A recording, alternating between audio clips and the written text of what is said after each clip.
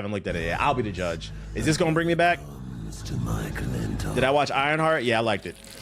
It was cool. My queen in black.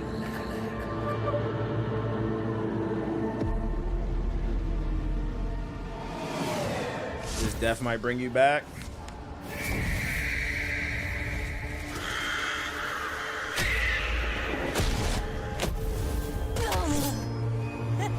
Animation looks really nice. How's the CGI in Ironheart? I think it's pretty good for a TV show. It's cool. You can tell they spend some money. Okay, okay. The black man saving Marvel. Hey, hold up. They spent some money on the animation.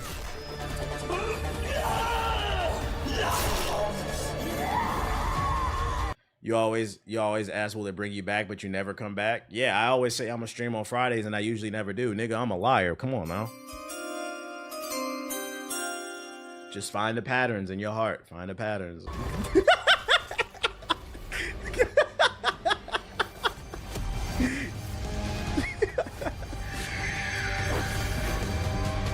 Hey, maybe this time it'll really bring me back though. Shit be coming up. That's a fire skin. No is coming, and time will spiral into darkness. Hold on. I'm lost. Who is that? Oh, because I was gonna say, yeah, Noel's a dude. Did they make Noel a woman? Because I'm about to say it'd be funny if they didn't complain because she has some big ass titties.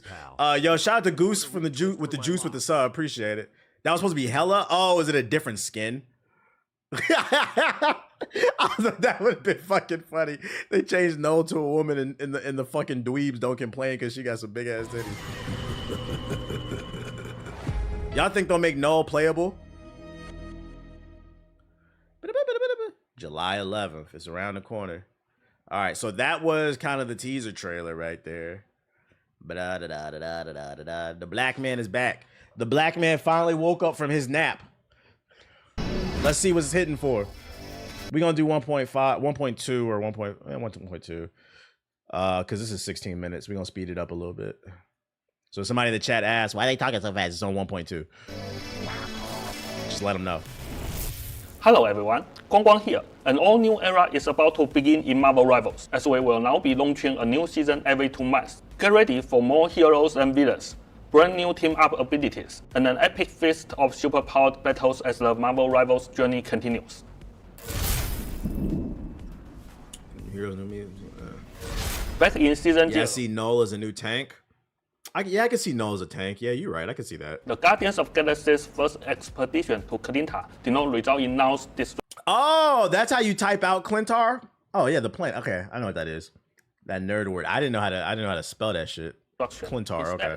They inadvertently awakened him.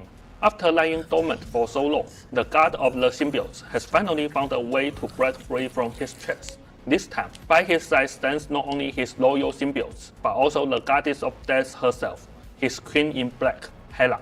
The throne of abyss is rising, the celestial husk has fallen, and our heroes must find a way to counter all black, the Necro Sword, and burn away the encroaching nigga sword. Thankfully, Phoenix is ready to ignite the battle as she joins Luster in Season 3.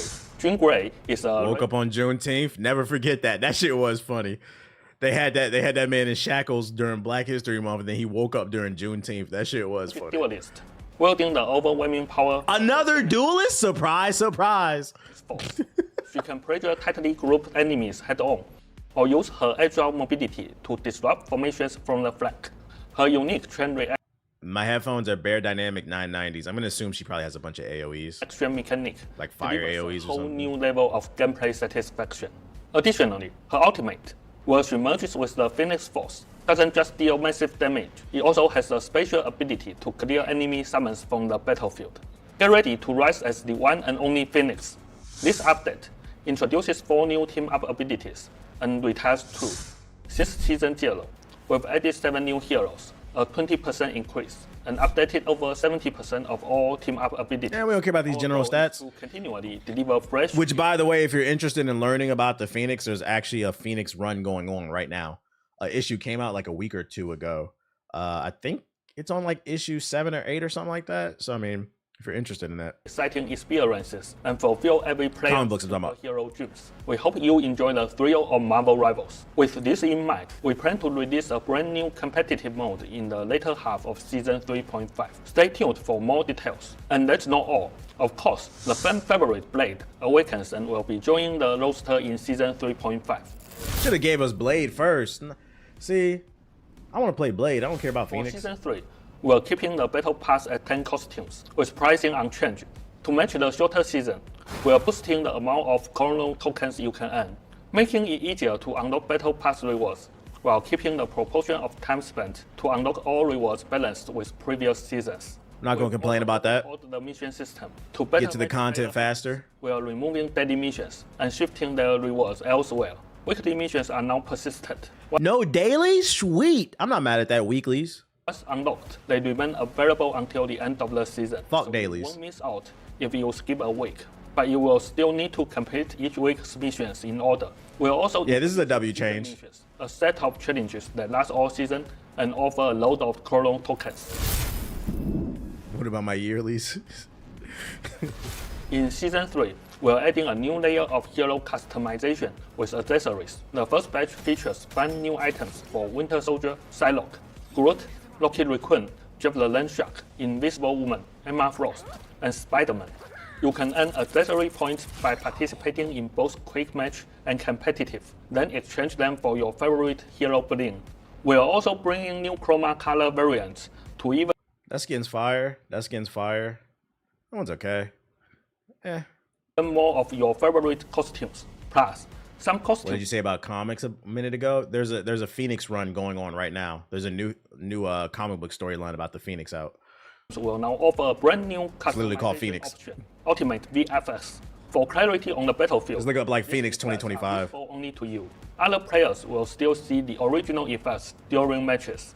Unlock these new color palettes and Ultimate VFX using unstable molecules. Starting from Season 3, you will be able to earn unstable molecules through the Battle Pass and events. Yo, imagine never playing a video game, or you just never even playing Marvel Rivals and hearing this shit. This is so fucking nerdy.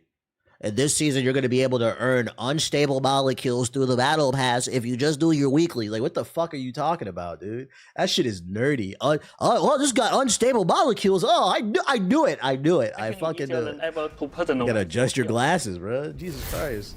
All right, Bruce Banner. Like, We've heard your feedback. From Season 3 onward, you can mix and match MVP animations. Use any costume and equip any MVP from any yo, Jeff getting all the love. hero. Plus, your team lobby background will now change to match your equipped costume, letting your unique style shine even before the battle begins. In Season 3, we've optimized the gallery system by merging serials and special editions into one. We've also added a new cinematics page that features cutscenes from all maps, allowing lore enthusiasts to enjoy the narrative at any time. Right. UI improvements. A new event tab has been added to the main lobby navigation, making it easier than ever to browse all the current in-game events. We've also enhanced the post-match results screen. You can now quickly see your battle pass, events, and other progress as soon as the battle ends. These are good quality of life changes. College student perks, what? Starting from Season 3, verified university students will enjoy costume trials upon Hold up. You hear what he said? Okay, so the game is now adding perks for college students, but he said right there, verified university students, meaning no PS4 niggas. You need a .edu email, not a HDMI cord from 2013, you broke bitch. costume trials. Upon completing verification, university students can enjoy access to 10 costumes and MVPs. We're rolling out email verification for students in the US, UK, and more, with even more regions soon. Be sure to The check streamer out university official count? I don't think that If counts. your university can be verified using your school email, let our support team know, and they will work to add that university to the list.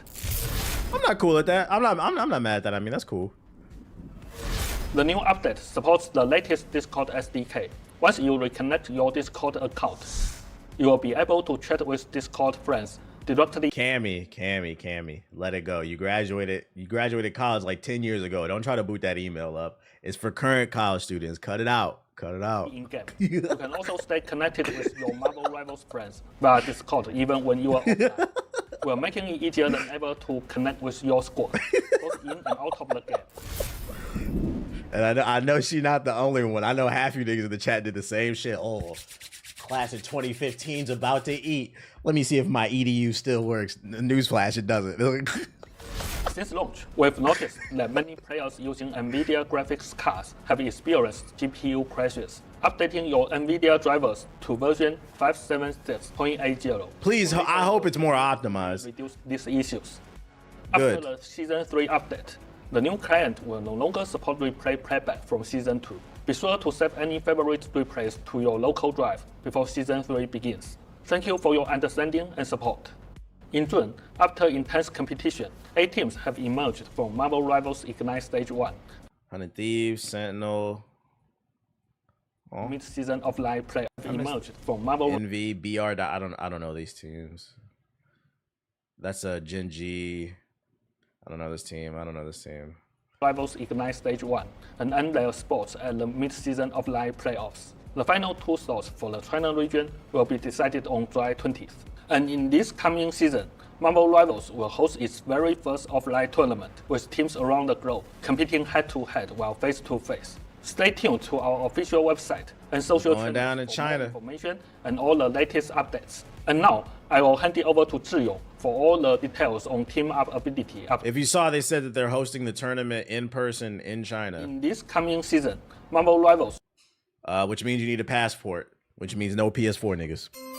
Just had to get that off my chest. will host its very first offline You need a tournament passport. with We teams know you don't around got the globe one. Competing head-to-head while face-to-face. Stay tuned to our official website and social channels for more information and all the latest updates. Expedition Now, I will hand PS4. it over to Zhiyong for all the details on Team Up ability updates and balance changes coming in Season 3. Hey Rivals, Zion here again. Today, I'm excited to walk you through the changes coming to Team Up abilities and balance adjustments in Season 3.0. Dynamic evolution of team up abilities. As Guang Guang mentioned, we are picking up the pace for Season 3, rolling up more fresh content faster than ever before. Team Up abilities are evolving too. We will be introducing new team ups in both Season 3.0 and 3.5, syncing with new hero arrivals and ongoing balance tricks to give you a brand new gameplay experience. Now, let's dive into the dynamic team up changes Here comes in the Season bullshit. 3.0. Let me see. Lay it on me. Firstly, we have Primal Flame. Phoenix is the anchor in this new team up and Of course. introduces Wolverine with the Phoenix Force. Oh hell nah. Oh hell nah, yo. This nigga getting a buff. Oh my god. The pick rate on Wolverine about to go through the tank buster, about to go through the roof. And you know what's crazy? This is gonna be either a good. So I'm gonna tell you what's gonna happen this season. I haven't played this game since Season 1, and I can already tell you what's gonna happen. Since he gets a damage buff from the Phoenix, and then you get a Mantis on your team that can also buff him, so he gets like double buffs. What's going to happen is the pick rate for Wolverine is about to go through the roof. It's going to be a bunch of people who don't play him because he does have a higher skill ceiling. You have to have good timing, know when to jump in and jump out, because I did play him and I've seen it. So when you get a Wolverine on your team, it's going to be like Spider-Man. He's either going to be the best player on the team, but he's most likely going to be the worst. Just going to let you know, it's going to be a rough Season 3, guys. Which is If he doesn't get banned every game. By enemies all the time and adding lifesteal to all of Wolverine's attacks. Next, we introduce Ever Burning Bond. Human Touch is the team up anchor here, channeling his flames into a special gadget for Spidey. This unlocks a brand new team up ability. Oh my Spider-Man God. can launch the flaming web. Oh my God. A bird chaser. Oh my God. A backdoor from Spider-Man who can throw flames now too? And it drains health? Oh my God. This nigga about to be a nightmare in Season 3. Cause now he don't even need to, cause like what made Spider-Man such a high risk, high reward is he had to get in and get out. Like you had to know the combo. I'd argue you might not even have to be as good with the combo. Like it lowers the skill ceiling, I think, for him. Cause you can get in, hit him, with the fire thing, then get out, you drain half their health, then the team can finish off the rest of the shit. Like, that's gonna be annoying. Just like with his classic Spider Chaser, Spidey can use Get Over Here to zip to any... You said ban, yeah, ban Spider-Man mains, boy. ...for extra burn damage. And the best part is that Burn Chasers and Spider Chasers can both be attached, opening up a whole new world of combo possibilities. He's got new combos too. Ban everyone. Both Storming Ignition and ESU alumnus will be retired from play. Hela will be joining the Symbiote shenanigans for a darker touch. Now, Symbiotes have... I do think that's cool that not only did they change the team up, but they changed the team up based off the storyline because she's fucking with Null. She's working with him. That's actually pretty cool. ...into Hela's... The lore. House of Fear when it triggers.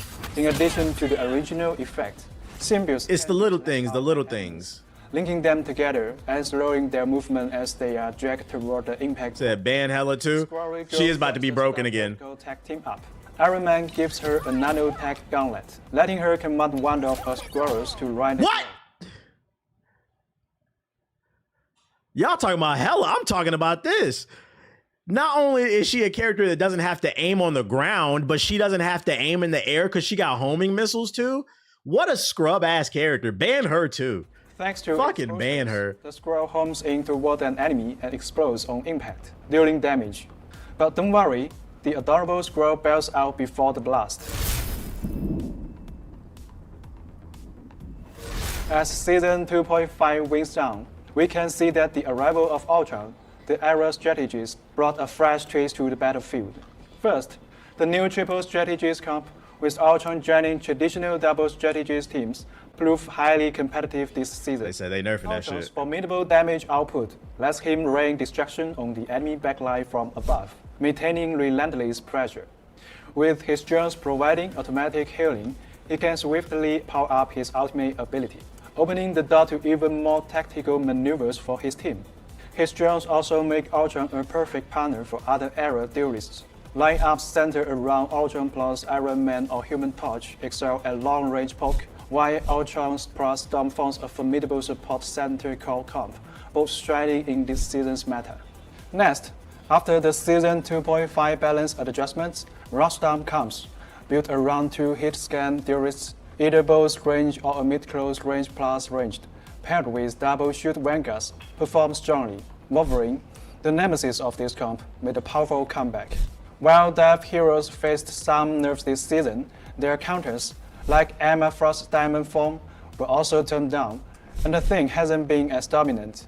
Teams built around Magneto plus Venom or Captain America, with mid-close range or depth duelists, still pose a serious threat to enemy backlines in the hands of skilled players. Right. Beyond this, team-ups like Rocket Network, Jeff Nato, Arcane Order, Jeff Nato have also delivered standout performances. Balance roadmap. Among Vanguards, we will be nerfing Emma Frost, while buffing Venom and the Thing to diversify choices. For the Thing, his new ability, Battle Blitz, will allow him to jump directly to a selected enemy and use his Storm Haymaker mid-air. If timed right, this can even knock flying heroes out of the sky. It's auto aim too? Exploring tricks. God damn, they put so many easy mode fucking. I know y'all are saying he needed a buff, but god damn. All these easy mode ass mechanics, man. That's bullshit, bruh. I feel like half of this game is full of skill shot characters and the other half is just auto aim ass bullshit. It's like this, giving Vanguards more options against arrow threats. Although these changes will be rolled out gradually as we test and refine them in save a whole mechanics. For duelists, Iron Man, the poster boy of poke, has been putting heavy pressure on ground-based heroes. Like with Wolverine, you couldn't get mad if you got grabbed out of the air because that takes skill. You have to aim and time that shit. So if you get grabbed, you just gotta eat the L. Be like, damn, that nigga got me. Like, but like with the Thing, you just told me he could auto aim that shit. That fat ass nigga, like, what the fuck? We will be slightly reducing his poke potential to bring him back in line. The Punisher's Cowling Turret has also been a bit too powerful. Agreed. With his ultimate ability charging a little too fast. I guess I'm gonna try to think. So he will see a minor nerf as well. We are also slightly turning down Mr. Fantastic's survivability in his inflated state. while appropriately boosting Namor's primary attack and Scarlet Witch's ultimate. Rest comps have Namor got a well, buff. but their high coordination requirements often lock Adam Warlock and Mantis together. Next season, we will slightly nerf the Garden Revival team-up ability while increasing Mantis' healing and ultimate ability utility to Okay, she got a little buff. flexibility. For other strategists, we will modestly raise Invisible Woman's healing efficiency, nerf Loki's ultimate ability charge rate. Meanwhile, Ultron's impressive survivability and protective capabilities have proven highly adaptable across various team comps, but his strength has slightly exceeded expectations. Therefore, we will implement a slight nerf in the upcoming season. This happens in every hero shooter. They introduce new characters and certain things about it are broken because it hasn't been tested enough with the rest of the roster. It always gets nerfed the very next season. I predict the same thing is going to happen to Phoenix and Blade. These are just some of the changes ahead. Keep an eye out for our full balance patch notes coming soon. We will also be sharing the hero pick and win rates for Season 2.5. So, stay tuned. Until next time, keep fighting, keep having fun. They didn't say nothing about always, Thor. Ignite the battle.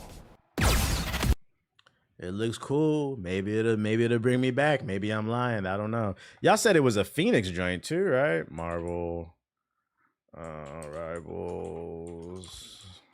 Phoenix. Marvel Rivals Season 3 Phoenix MVP animation and gameplay first look. That's 4 hours ago. Is this a leak thing? More cap? If it's a leak, I don't want to show it because I don't have permission to show that shit. Just because niggas is uploading it. Is this some leak shit, chat? Does anybody know, or is this official? But we got 500 plus people in here watching. Means we should at least have 9 trillion likes. Real shit. Hit the like button. Can we please drop 2 different types of heroes? It's not out yet. All right, I'm not clicking that then. Exactly. Get the fucking likes up. It looks cool. It looks cool. It looks cool. I'm not playing no leaks. I'll read about leaks, but I ain't showing nothing. This is why hero shooters are a slippery slope and why I can never get it. I've been said this game's 2 biggest problems will be A, the community will kill it, and then B, if the community doesn't kill it, will also kill it is the fact that there's like 80,000 different characters within the Marvel universe.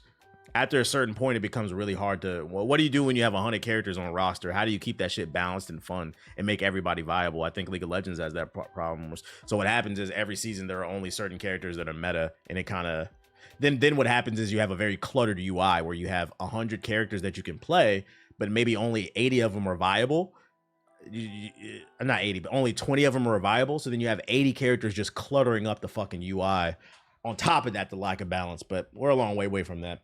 You've been keeping up with the free agency moves? Some of it. I saw the Maga Porter Jr. shit. I saw the Bobby Porter shit. I saw, I think Miles Turner got moved too, right? Trying to think. There was another one. Yeah, Miles Turner to the Bucks. Yeah, he got moved. Dame got waived. Yeah, I saw that. Dame got waived. It's unfortunate. He's been injured. That's unfortunate. Very interesting postseason. P. Diddy's alleged charges were dropped. I saw one thing was dropped, but he still has 4 counts that he has to be judged for, I believe. I don't think that's over with. Miles went to our rival. After that season is crazy. They must have offered him a lot of money or something like that. You think there might be a time where they might just kill off characters like comic books? That could happen, but I don't see that happening because if they were to kill off characters in Marvel Rivals, how would they make money on it? Think about it. If you kill off the characters like in the comic books, they can't make skins for the character anymore. Then how are they going to make money off you? So I don't think they would do that. 104 million. Sheesh. And a lot of Marvel characters have similar powers and abilities. I think that's why it's important for the characters they pick. We're going to start off with the popular stuff, but eventually they need to start getting deep into their bag. Pick stuff that's different. Yeah. Clippers gave James Harden 80 million. I can't believe I have to watch this guy for another 2 years. No defense. James Harden's at peace where he is in his life, man. Yeah, and then people who paid for skins for that character they killed off, they get pissed. Yeah, because then they won't be able to play the character anymore, so they can't do that. What else I got for you? Oh, this is why this is the headline, the title for the YouTube version of the stream. Say good fuck the Clippers. I've been looking into that Trey, I think his name is Trey Johnson, who the Wizards who the Wizards drafted. I'm starting to like him. I'm starting to like the pick. Every analyst have said he's a good pick at number 6, is good value. He shoots 40% from the 3. I'm like, okay. They're saying he's the best shooter we picked up since Bradley Beal. I'm like, okay. We got to work on that defense and some other stuff. And then, what was it? Belil, I don't know how to say his last name, but he's a good defender. He's a good wing player. And then Alex Sarr was ass during the summer league in the first half. But if you watch basketball, Alex Sarr was balling in the second half of the season. Don't quote me on this. I wouldn't be surprised if Alex Sarr has I don't know if the word is breakout, but like a much improved second year. He was starting to find his groove in the second half of the season. The Wizards might have a little something there. We got rid of Poole, them veterans or whatever, but the young pieces we got some good young pieces. They keep building. It could turn into something. I'm gonna keep paying attention. Y'all got a Bucks legend too. That nigga don't play. Yeah, he a Bucks legend. Chris Middleton for sitting on a goddamn bench, bruh. Oh my God. Get rid of his contract. Are you saying you're missing that star to build around, but you got pieces? Yeah, that's what it feels like. They still need like I wanted Cooper Flag. I'm not a hater. If Cooper would have went to like the Utah Jazz or any other bum ass team, I would have been like, cool. They need it, right? My issue is they went to the Dallas Mavericks after the Luka shit. Like, I'm like, come on, bro. The Wizards needed that. Can we get him, Ace Bailey, somebody? Like, but like we're still like years away. I'm saying there's potential if you pay attention. Meanwhile, Bill is still in Phoenix, weathering away. You said, am I a Wizards fan? I'm from DC. The draft is rigged though. It definitely feels like it. We got Trey Johnson. He's a bucket. Yeah, I've been watching a lot of highlights. I've been watching a lot of analytical videos, like breaking down his play style. I wasn't familiar with him, but he looks like a bucket. I'm like, okay, I'm cool with this pick. I'm cool with this kick. Belil is nice. Yeah. He was having a good season too. I'm still tapped in with the Wiz. I'm still tapped in. I'm paying attention. Fucking you're a Wizards fan? Yes, I'm from fucking DC, bro. That's the only time you'll ever meet him. Wizards not getting a number 1 pick. I mean, it happened with John Wall, so I mean, it's possible. It's just, I'm not gonna lie, I don't like Adam Silver. I was watching a documentary the other day about the rise of the NBA during the Coke era in the 70s and like late 80s and shit. Like, man, I miss David Stern, man. We need another David Stern. I ain't gonna lie. We need somebody that's gonna be fair. Well, he wasn't always fair because that Chris Paul Lakers bullshit was some bullshit, but we need somebody a little bit more with an iron grip. I don't know about this Adam Silver's guy. I'm sorry for you. I'm not, because I watch basketball. I can't stress enough. Like, I'm a basketball fan. So when people will be like, oh, you're a Wizards fan? Meanwhile, you niggas be Clippers fans, be excited to get bounced out of the fucking first round every time. The Wizards have been good most of my life. I think some of y'all are just really young, so there might have never been a point where they weren't good, but they've been good the majority of my life. They're just bad right now, and that's cool. I'm not a flip-flopper. it's where I'm from. Fucking I found, you know the funny thing about the Wizards? I found a picture. I have a Samsung tablet that I read comic books on, and I connected it to my Gmail, and then it downloaded a bunch of pictures from I didn't know I had pictures on my Google Photos. They're from like an old Samsung phone I had. I think it was like a Samsung Galaxy S2 or something. I think I had to have been like maybe 22 in the pictures or something like that. But I was like decked out in Wizards gear. I had a Wizards hat, the Wizards shirt. I was at a game with one of my buddies when I was living in DC. And I showed that to my girl. I was like, because I felt like I didn't take a lot of, if you want some life advice, I'm on a tangent right now. If you want some life advice, take more pictures, take more videos. I wish I would have did that. That's probably the only thing that I say I probably regret a little bit now that I'm older. I do have pictures of me when I was younger, but take more pictures, live in the moment. You'll cherish it. Trust me, you'll cherish it. Cause I was like, damn. I showed it to my girl. I was like, yeah, I was really outside. I'm really a Wizards fan. I'm really from where I say I'm from. Like, I used to be at the games all the time.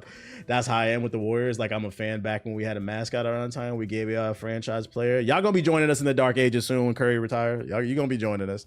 How did you feel when Gil missed them free throws once the GOAT whispered it to him? Yeah, shut the fuck up. Shout out to Gil and the Guns. Nobody wants to see pictures of my ugly ass. It's not for anybody else. It's for you. So you remember things that you did. Document things is what I'm saying. Create you a little scrapbook, physical type shit. It's hard to explain being a Lakers fan in the dark ages. Being a Lakers fan or like a Celtics fan during their dark ages is not the same as being like a Wizards fan. Because like if you're like a Wizards fan or a Clippers fan, even like a Warriors fan in the dark ages, it's gonna take like 10 years for a fucking rebuild. The Lakers, you niggas get gifted Luka. Listen, you almost got Chris Paul until fucking David Stern blocked that shit. There's rumors going around that what's the name wants to go to the Lakers, Jokic. And I'm not gonna lie, if Jokic goes to the Lakers, I might start watching NFL. I ain't gonna hold you, bro. So the Lakers dark ages are not the same as a regular small. I wouldn't like analysts would call like DC a small market team. I wouldn't call it. I'd say it's a B tier city. I really think there's 3 tiers. You have the major markets like New York, LA. Then you have like the B tier cities, and then you have I think OKC is a small market. But like I wouldn't say DC is a small market. It's just not as successful, if that makes sense from a winning standpoint. But like money is out there. Unless more pieces get moved around. Bro, we didn't make the playoffs for like 7 years. Yeah, and everybody still talked about y'all. And everybody still talked about y'all. That's what it means to be y'all get a lot of attention. Y'all still be on ESPN, top play somehow. Niggas don't be doing nothing. If Jokic goes to the Lakers, I'm watching basketball. I ain't. Let's start talking about fucking basketball though. Let's start talking about basketball. I'm excited. I think next season is gonna be fun. New Black Ops 7 tease compares game to a fan favorite of Call of Duty. Black Ops 7 is set to have a full reveal later this year, but a new tease comes from a Treyarch developer who compares the upcoming Black Ops game to 2012's Black Ops 2. This includes a message for fans of competitive Call of Duty and maybe a hint of some of the maps arriving in Black Ops 7. AKA they will be leaning on nostalgia. I hate to give him credit, but Adam Silver had a great point about small markets when compared to the NFL. What did he say? I don't know that quote. What did he say? Shout out to Otaku with the sub. Appreciate it. During the grand finals of the 2025 Call of Duty League Championship, Treyarch Associate Design Director Lawrence Matten compared Black Ops 7 to Black Ops 2. If you're a fan of Black Ops 2 back in the day, especially if you're a fan of Black Ops 2 competitive, you're going to have a good time with Black Ops 7. Now, I'm old. I did play Black Ops 2 actually a lot, but we've reached the point where I don't remember. Only thing I remember about Black Ops 2 was that boat map and like the kill streaks. And I remember I loved Black Ops 2. I played the hell out of it, but I don't remember competitive Black Ops 2. So when he says this, what does he mean by you're going to love competitive Black Ops 7? Who played competitive? Why are you booping me? You need a hug, buddy? What about Nuketown? Yeah, Nuketown. Yeah. I ain't gonna hold you. Nuketown is in every Call of Duty to the point where like I've kind of disassociated it with Black Ops 2. But that's like, oh, that's right. It did come in that game. Cloud him up. I gotta cloud him up. Talk to the people, man. Talk to the people. Stoic, handsome, fast. All the girls want you in the neighborhood. All the girls. Let them know. There's this girl dog in our neighborhood tried to hump him like a month ago. Had to tell his owner, hey, what the fuck? First of all, this nigga's neutered. He can't do anything if he wants to. I know he handsome, but we ain't doing none of that. Now I call her the neighborhood whore. My girl don't like that shit. I ain't gonna say her name, the dog's name, but I'll be like, every time I see that dog in the neighborhood, I'll be like, they go to neighborhood whore. Get the fuck off my dog. Get your fucking dog, bro. I know he handsome, but he ain't for you. He ain't for you. They go to them bitches, right? What up, Siggy?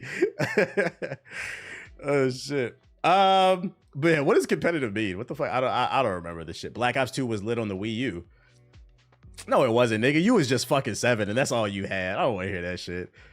I don't want to hear that shit. You was playing that day. You had that Wii version with the Wiimote. I don't want to hear that shit. Running at 15 frames. That shit was lit because you was a kid. That's why that shit was lit. Everything is great when it's free and you a kid and it's your first experience. All I'm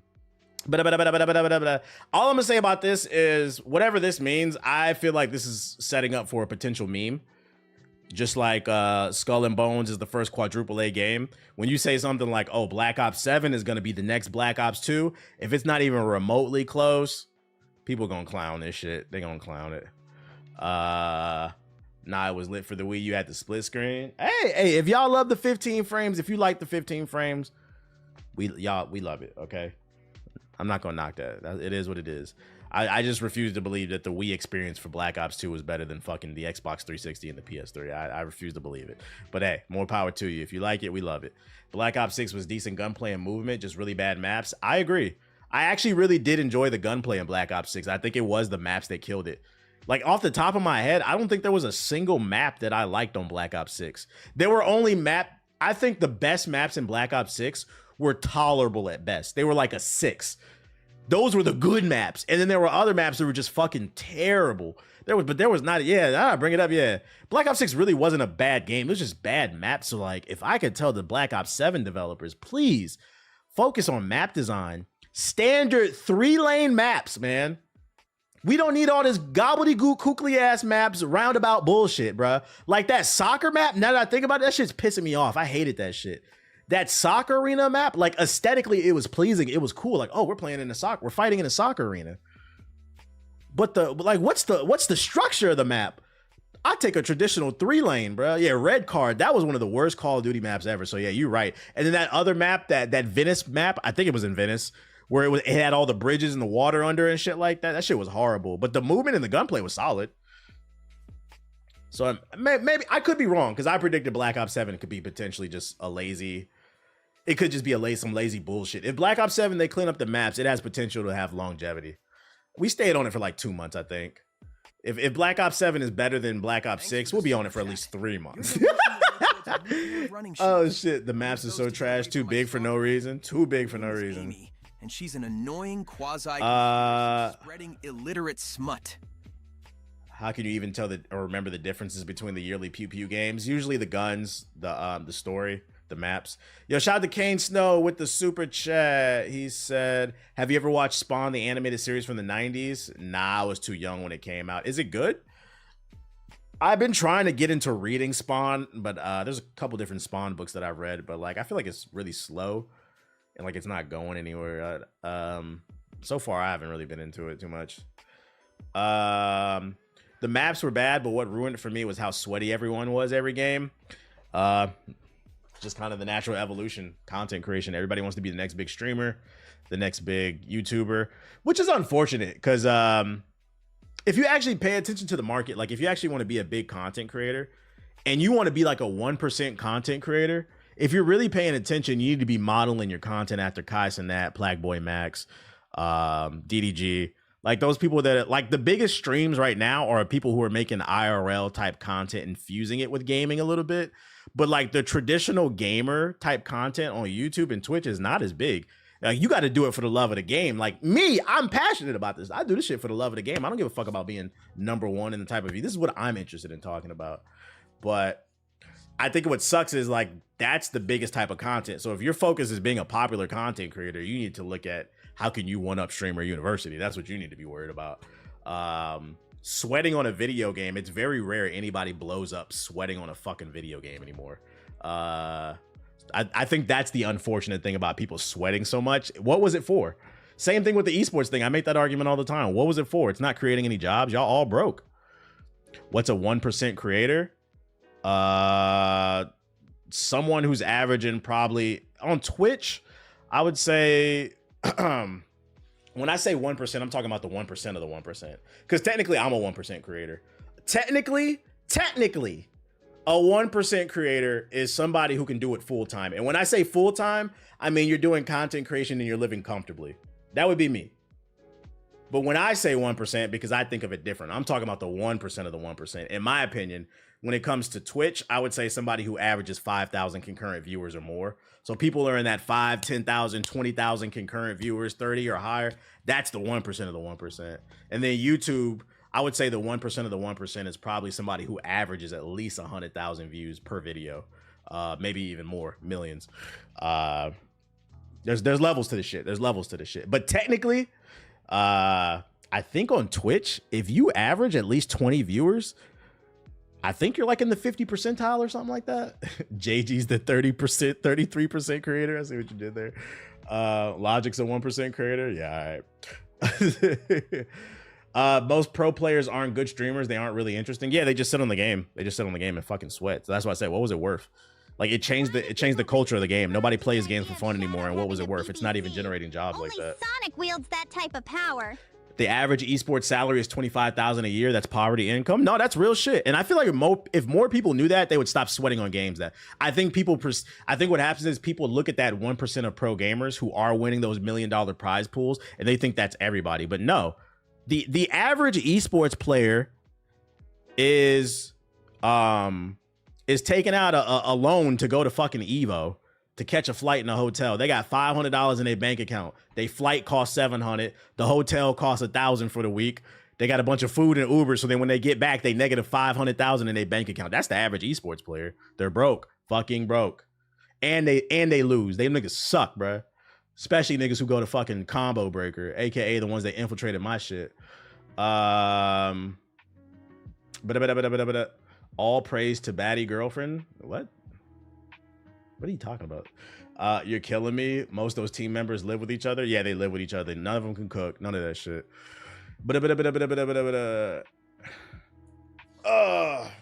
You're not gonna make Justin Wong money. Yeah, Justin Wong is like 1% of the 1%.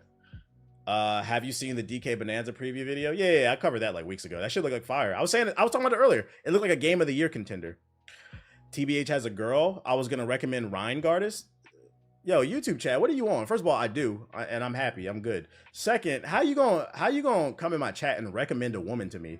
You don't think that shit? That's why I say, yo, y'all niggas gotta stop watching certain content creators like she's an object or something. Like, I recommend this girl, like I'm just supposed to go get her. What the fuck is wrong with y'all niggas, bro? Niggas is weird, fucking weird, man. Let's talk about Borderlands 4. Next topic, yo, dead ass. Father figures, stay in y'all sons' lives. These niggas is talking crazy. The comic book drop, baddie girlfriend gave you all the dope black comic books. Gave you all those dope black comic books. That comic book drop, baddie girlfriend gave me. Oh, wait.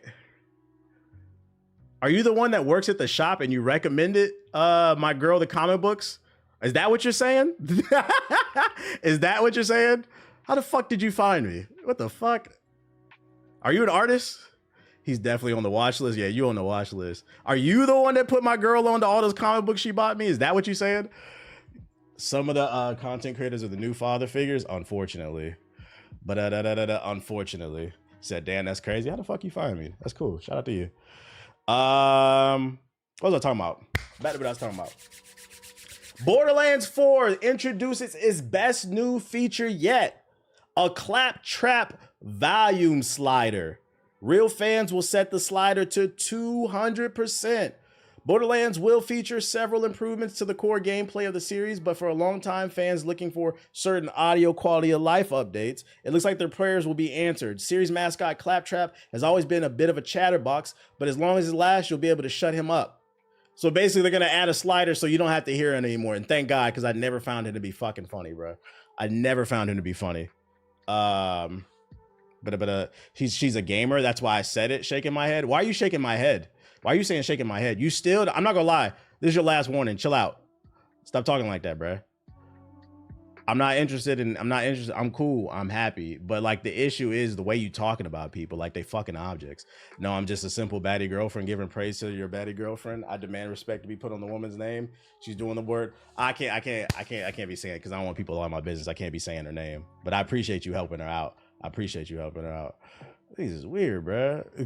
Yeah, the YouTube chat is losing today. In other losing news, I don't know, Cammy. We're getting Outriders 2, and now we're not. I was just recommending her to you because she's a streamer. Like, what are you talking about, bro? Last month, yo, please go outside and touch grass. Do some side quests. It'll help you mentally develop. Last month, developer People Can Fly announced that work on a game codenamed Gemini was being suspended over issues with the publisher regarding payment and communication. The publisher was believed to be Square Enix, and fans speculated the project in question was a sequel to Outriders, a surprisingly good 2021 looter shooter. I don't know if I agree with that statement. According to a new report, Gemini was indeed Outriders 2, and recording of motion capture for the game's sci-fi story was underway when it was canned. The news first came by way of the Thumb Wars, which reported that the sequel was nearly finished before it was put on ice over disputes with Square Enix. A report from Insider Gaming corroborated that Gemini is Outriders 2, but reported, based on development materials it reviewed, that People Can Fly was still in the middle of recording motion capture for the third-person shooter. According to the Thumb Wars, the project's developer didn't really know about the publisher's issues until it was being shelved. So, there you have it. They were in the middle of development. It got shut down by the publisher while they were still doing animations. The question is, let me ask the chat, did we want Outriders 2? Me personally, I didn't like the first one, so Hi, I don't personally care. And this is my favorite resubscriber on the Citadel. It's unfortunate, but maybe somebody out there. Please do not out your partner. You know, folks are crazy. Just being silly, interactive with the stream. Yeah, I can't do that. I can't. Folks is crazy. I just wanted more good looter shooters. LOL. The market is. You want more looter shooters? Are you sure about that? What happened? What happened to the first depression? Y'all remember that giant? I thought that was game of the year. Y'all not playing that no more? The first disappointment? Y'all don't want to play that no more? The game y'all told me I needed to play? That's crazy. That's crazy. Big pass. I'm good off the looter shooters. I think as we transition deeper into this lifespan of consoles, let's do other genres. The way some of y'all feel about Souls games, that's how I feel about looter shooters. I'm getting too old. I don't have the time to invest in that. Like, what are we doing, man? What are we doing? That nigga wants more suicide. Yeah, you want more Suicide Squads? I'm good off of that, bro. This game failed literally because it did nothing. For every Destiny 2, there's like a million Outriders that are not good in Suicide Squads. And I think that's the problem with looter shooters. I think I would be more fond of them if they were more consistent with the quality output. But rarely does a looter shooter come and bring something new to the table that keeps me interested. Warframe clones. Warframe was cool for a little bit, but I was playing Warframe back in 2013. That giant is old, chat. The Warframe came out the same year as the PS4. And that's why PS4 niggas love that shit. Other news. Studios shot down a Crash Bandicoot movie, says Sega of America CEO. Crash Bandicoot may not be as popular as he used to be, but 3 decades ago, he was one of PlayStation's first breakout characters. But when former Sony executive Utsumi attempted to get Hollywood interested in making a Crash Bandicoot movie, he was given the cold shoulder by film executives. Utsumi is currently the CEO of Sega of America, told the game business about his attempt to bring Crash Bandicoot to the big screen. Despite the success of the games from 96 to 2010, Sony released a Crash-related game nearly every year. No one seemed to share Utsumi's vision of what the film could be. When I started to get involved in the video game business, I picked up Crash Bandicoot and started asking some of the movie studios if they were interested in turning that property into a movie. But I was treated like, hey, video games is like a toy business. They didn't really take it seriously. To be fair, if he was pitching it back in the early 2010s, I could see why people felt that way. That was before the boom of the big boom of like good video game movies, the Super Mario movie, Sonic, all that other stuff. I think if Crash got repitched now, it might get greenlit. But then also, I think in order for Crash to get greenlit, I feel like they got to drop a banger to get people excited about it. Crash 4, I think, had decent success. But before Crash 4 had came out, it had been a while before a new Crash Bandicoot game came out, a new one. We had the Insane Trilogy Saga, but that was a remaster. So maybe if they drop a banger with like Crash 5 and then announce a movie, like they got to build some momentum up. I don't feel like Crash is really in the zeitgeist like that. And then it'll give them more time to work on the script. Because another issue with Crash is he's a fucking idiot. I'm not going to lie, bro. I'm not a big fan of Crash. The best part about Crash Bandicoot is Unimaga. The fucking mask. But Crash as a character, he's not particularly interesting to me. That nigga just be spinning in circles and drooling at the mouth. He's kind of a fucking idiot, but not even kind of, he is. So like, unless it's gonna be 2 hours of Unimaga, like I don't know if I really want to watch that. We gonna have to flush out the story a little bit, bro. I know he's gonna be riding tigers and shit like that, but I don't know if it's that much interesting going on. Yeah, Spyro's better. Like Spyro had a personality. He was like cocky and cool. I'd rather be Spyro than Crash Bandicoot, bruh. Crash Bandicoot be chewing crayons and shit. It's surrounding characters that would help make the story more interesting. Pretty much, it would have to be. If they're gonna be lore accurate, it would have to be. Maybe a combo movie. Speaking of combo movie, I seen a tweet earlier. It was a picture somebody photoshopped of all the characters from the Nintendo universe, and they was like Super Smash Bros. Movie. Nintendo needs to make this happen. And I'm like, whoa, whoa, whoa. Pump your brakes. I'm not saying I don't want to see it, because I do want to see it. But let Nintendo build out the universe, man. They supposed to be coming out with a Zelda movie, maybe even a Donkey Kong movie. Like, let them build out the unit. Let's not be in a rush. That's how we ended up getting Batman versus Superman and them other bullshit ass DCU movies, the Justice League. Let me get a Star Fox movie. Don't rush it. Let's build the world out. Yo, shout out to Wrigley Pillow with the sub. Appreciate it. It's quality over quantity every single time. And if you're in the YouTube chat, hit the like button. It's about 1,000 people watching between YouTube and Twitch. Hit the fucking like button, man. So we should have, if it's like 500 people in the YouTube chat right now, we should have 500 million zillion likes. Did you see the rise in X users defending that Batman Superman era? Yeah, there's a lot of I found out there's a lot of people that really love Snyder. I don't know why. The movies were not good. They must have been kids when the movies came out. So to them, like, you got to understand, when you're a kid, you don't fully mentally develop until you're 25. That's why a lot of times you wake up like on your 25th birthday, a lot of people, and they be like, damn, I need to get my life together. Cause then it clicks with you like, yo, I'm about to be 30. Like, you start thinking differently, right? Like, I predict a lot of PS4 niggas, the day they turn 25, they'll think like, damn, maybe I need to get a job so I can get a PS5. Until then, I don't know. But freaking, yeah, a lot of people's brains are not fully developed. So they a kid, they playing these games and they think that shit is great. But then you go back, you watch that movie, or you play that game, or you listen to that album when you was a kid, and you realize it's really more nostalgia, which kind of leans back into that whole gaming is dead argument that some people want to make. I'd be like, did you really think, because I can name a bunch of issues back then, was it really that great, or is it your nostalgia? You yearn for your childhood, your innocence, basically. And some people's brains never fully develop. Some people never stop hugging the block. Some of them be in my chat, I'm not gonna lie. But don't worry, your daddy didn't smack you. I will. Don't worry, I got you. Other news, David Malachin, sorry for butchering your name, has been cast as Bison in the live-action Street Fighter movie. I'm not familiar with my man's game. Is he fire? Is he fire? Let me know. Let me know. He was in Late Night with the Devil. He was in Suicide Squad. He was in Murderbot. I don't know this joint. Can it please be animated? I'm not familiar with my man's game.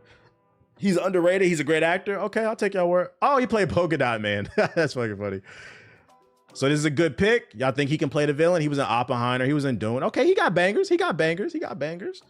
I see it. I see it. Yeah, I thought the movie was a cool world. More Street Fighter casting news. You got more? Exclusive, Cody Rhodes in talks to portray Guile in Street Fighter. So it's not guaranteed, but he's in talks. I'm not familiar with Cody Rhodes. I know he's a wrestler, but is he a good actor, chat? Let me know. Do y'all think he would?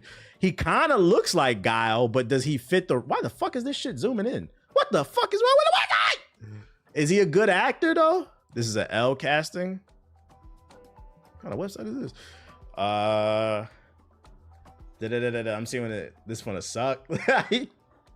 Oh, chill. I do feel like for this casting, they're just going after random people. It doesn't really feel like. I missed the era of when a movie was announced and you didn't really know who the actors were, but then you went and watched the movie and the shit was fire, and then it built stars. It seems like they're just going after 50 Cent, Andrew Schultz, Cody Rhodes. Like, what's the correlation here? Like, what's the correlation here? I just want to see some good acting. Like, old boy, for those unaware, in Sinners, dark-skinned dude who played the son, one of the main characters. What was his name in the movie? That was his first movie role. Fire actor. Sammy, yeah, the one who plays Sammy. That was Preacher Boy. That was his first role. I just want to see good acting. I don't give a fuck about no damn stars and shit like that.